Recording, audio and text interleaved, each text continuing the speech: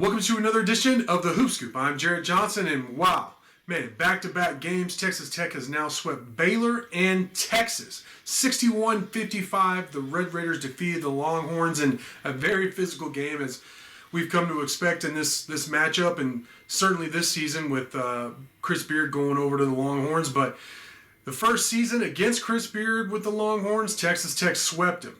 Of course, they beat him at home earlier this year in a really just an amazing atmosphere in Lubbock. And then once again, Red Raider fans, man, they traveled well. They really took over the Irwin Center there in Austin. And, look, Tech usually shows out in like Waco, Fort Worth, Austin. But obviously there was greater emphasis with Chris Beard having, gone to Texas from Texas Tech. And, man, you could hear Raider Power chants. You could hear when Tech scored, you could hear Red Raider fans there at the Irwin Center. You could hear defense chants throughout the game when Tech was on defense. And, look, when we get down to it, it's what it was. Defense. Again, Texas Tech holding the Longhorns to just 55 points.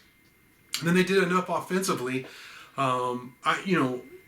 I got to give Bryson Williams credit. He finished with 17 points and 6 rebounds. He has just been the model of consistency. Other than that game in Norman, where everybody for Tech had a bad game, Bryson Williams has just been, book it. He's going to be a big factor on offense. And that's, even if teams choose to double him, he still gets his points. But when they single him up, he has a game like he does today where they only double him a couple times. And they should have doubled him more because he was at times unstoppable. He's just a very, very good player all the way around, and he's an elite scorer. But then Tech, of course, Kevin McCullough didn't play. He's out for a second straight game, which makes this all the more impressive, right? Texas Tech beating Baylor and Texas in consecutive games without Kevin McCullough, who's definitely one of Tech's best players. You could argue he is kind of the X factor because he does so many things for the Red Raiders, but no excuses from this team. So, Adonis Arms had a good game. He finished with 10 points and 7 rebounds and a steal. And 2 assists. He did have 4 turnovers. But I think that was all in the first half. So a much cleaner second half. But the bench, Texas Tech's bench and their depth just overwhelms opponents. They had 20 points. And it all came from 2 guys. Clarence Nadolny, he played a lot. Davion Warren did not have a good game. He was in foul trouble, as was Adonis Arms for much of the game. Clarence played a lot. And 14 points, 3 rebounds, 2 steals for Clarence Nadolny. And just his physical brand of ball was definitely needed in Austin today. And he brought it, man. And then Marcus Santasilva, he has been so good in his role this year. He's a big, big part of Texas Tech's success this year on both ends of the court. He had finished with 6 points, 8 rebounds, 1 assist, and 1 steal in 20 minutes. So Marcus Santasilva was fantastic. There's no statistic, no individual statistic, at least in a box score, that shows what he does as a perimeter defender. I mean, he is just a great perimeter defender. Joe has said it, I've said it, I'm sure a lot of other people out there who cover Texas Tech have said it. He may be the best big man in the country in terms of when he switches on the perimeter and guarding guards. I don't know how he does it. These really good Big 12 guards, but he does. They always look to take him. They get stopped, and they end up having to get rid of the ball because they can't take him. He shuts them down. So Marcus Santasilva has been terrific.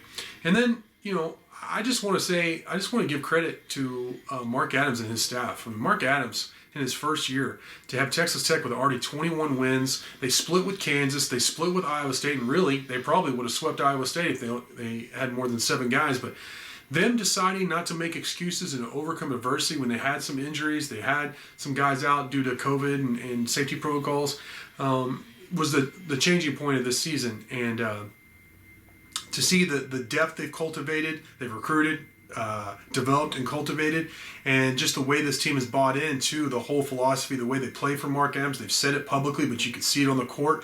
You just really got to tip the cap. I mean, Mark Adams should be Big 12 Coach of the Year. I really hope Mark Adams gets serious consideration for that award because, I thought they were obviously overlooked in the preseason, but they've exceeded everyone's expectations. It went from unranked to now they should be a top 10 team.